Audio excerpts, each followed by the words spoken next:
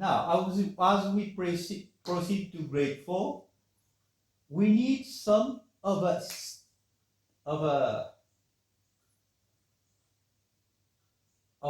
stuff.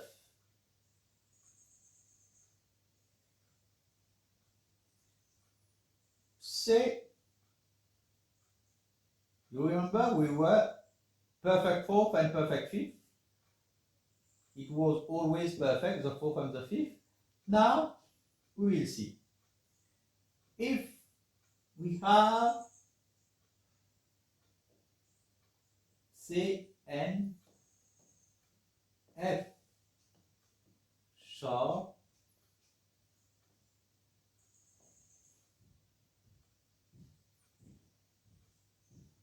the difference between, if we count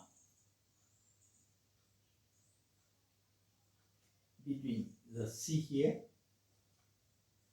C and F sharp will give you 3 tones difference.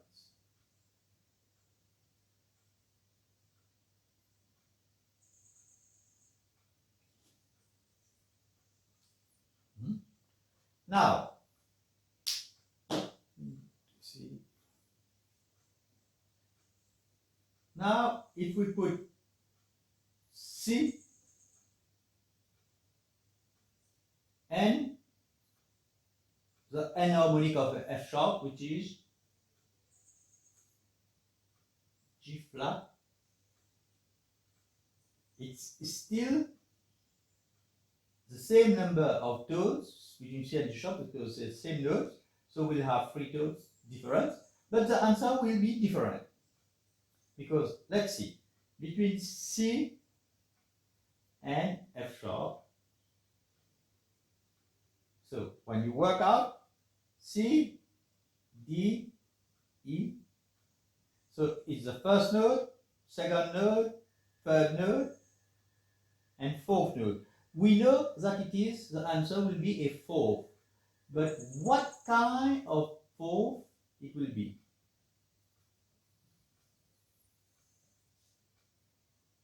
Because C and F, it is still a fourth, and F sharp is still the fourth note. But if we call it between C and G flat, C, D, E, F, G flat. Now we see 1, 2, 3, 4, 5. So the answer will be a fifth, because G is the fifth note for G. Now, when we see how many tones it is, 1, 2, D and E, E and F, 1, so 3 tones, and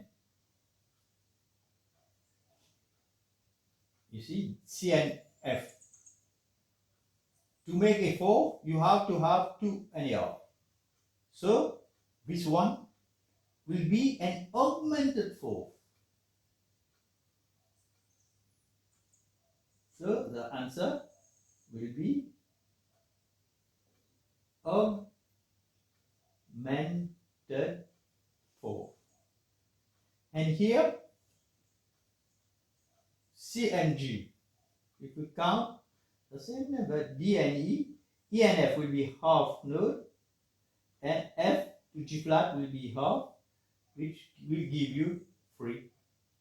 Both will give you 3 tones. We note the same note, and the G flat, we can't call it augmented 4 because it is a fifth. What happens? That the G move down by half step, so we'll call it diminished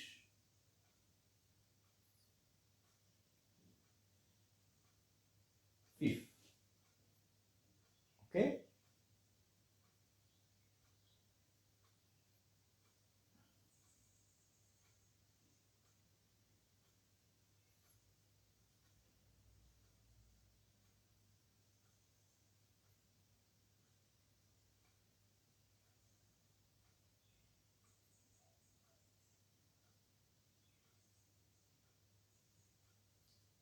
And the same thing, if we say we are given some interval, let's work another question.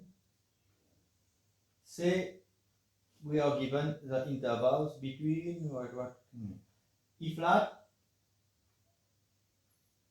and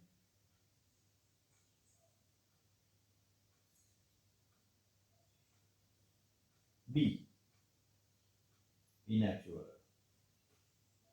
So we put E, F, G, A, B. Yep. 1, 2, 3, 4, 5. We know that it must be a fifth.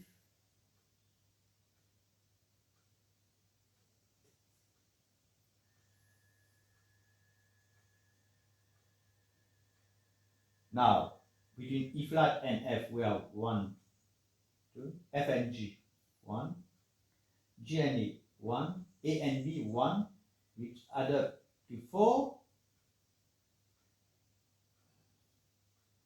We know that a fifth, here is a fifth note, the G.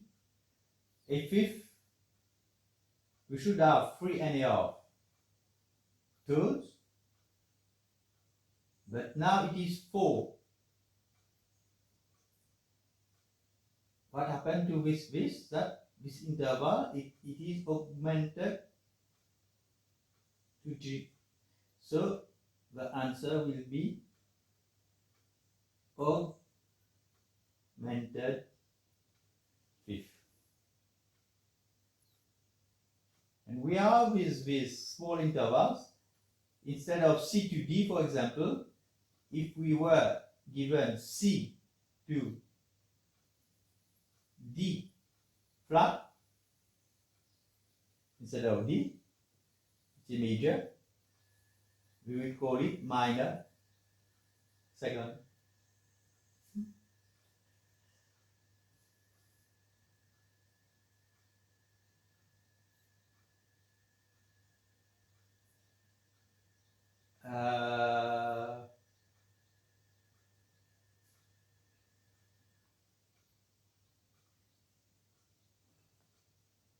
The thing here, for example, B flat,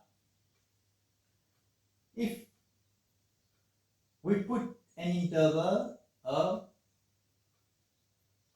B double flat between C, we know that C to F, so the B double flat is a B flat and A, the same interval, so that it will be 4½ tones apart,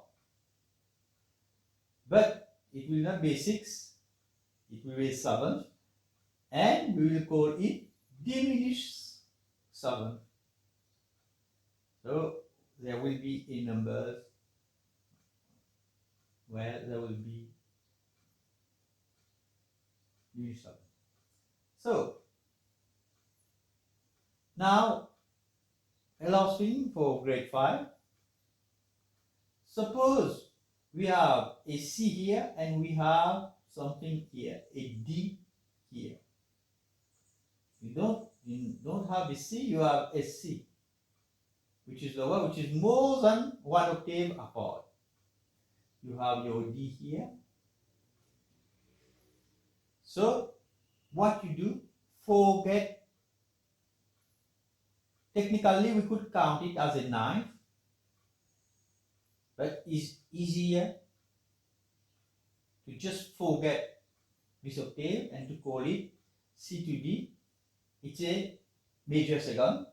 We work it out and we will call it C to D further in the octave. Sorry, let me write it so that it is clear. C, D, E, F, G, A, B, C, D. So it's a 9. We are counting this interval. But I just said, to forget it, we count C to D here, and we have a major second. We write it as a major second, and we just add to it compound. Another way we could extend it in the octave and call it major 9, and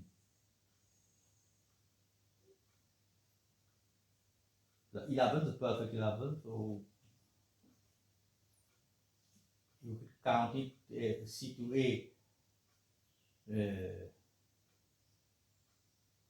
13.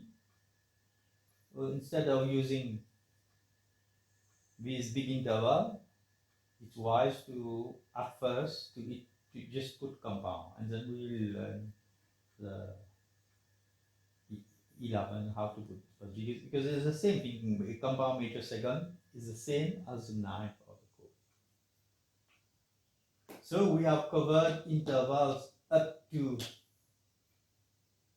grade 5, and what we need is to practice and go through this working, and you will master these intervals.